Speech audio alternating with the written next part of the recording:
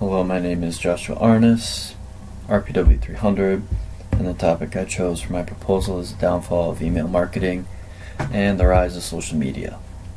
I chose this topic because as I am actively pursuing a degree in marketing, and social media is a topic that we talk about a lot, I thought it was appropriate to do my own research and why email marketing is doing so poorly and why social media is on the rise.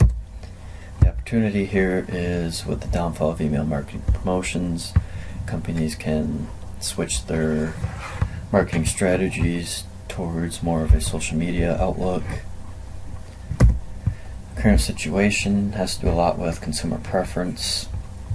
Email marketing isn't favored anymore as it was back then, say about 10 years ago, and this is due to the advancement in technology and generations such as millennials obviously have smartphones, but now you're getting baby boomers to upgrade their smartphones, so they're turning in their flip phones and getting iPhones and Androids, and then they're buying more tablets and personal computers. And this chart below states the percentage of time people spend on their phone. They roughly use their phone for about 5 hours a day, and this is what they're doing.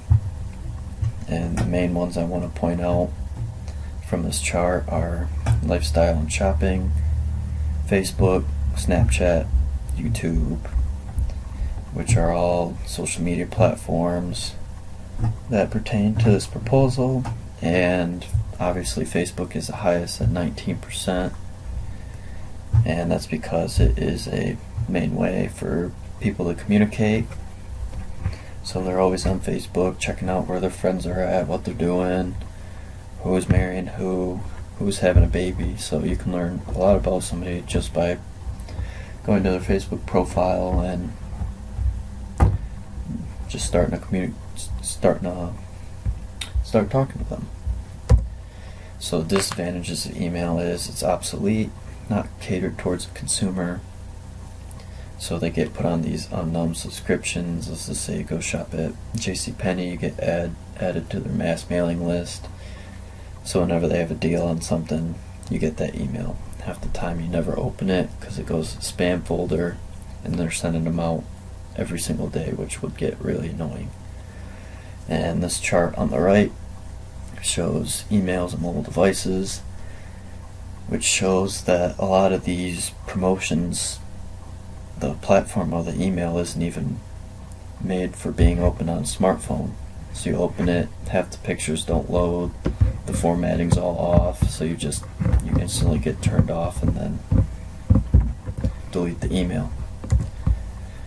The advantages of social media is you have direct connections with Amazon, and other purchasing apps and platforms. So you search something on Amazon and boom, when you're scrolling through Facebook, you see that product at a discounted price, or they'll give you updates if they're going to go on sale, how many are left in stock. So a lot of it's just catered towards the consumer. With all these big data analytics out there, they're getting your recent search history, they're tracking your shopping patterns, and they just know a lot about you, so that's why they can cater those promotions towards you. A lot of them have direct links to the website, relevant promotions, so it ties in with catered towards consumer, direct communication. You have people hired especially for maintaining social media pages, and it's a lot cheaper.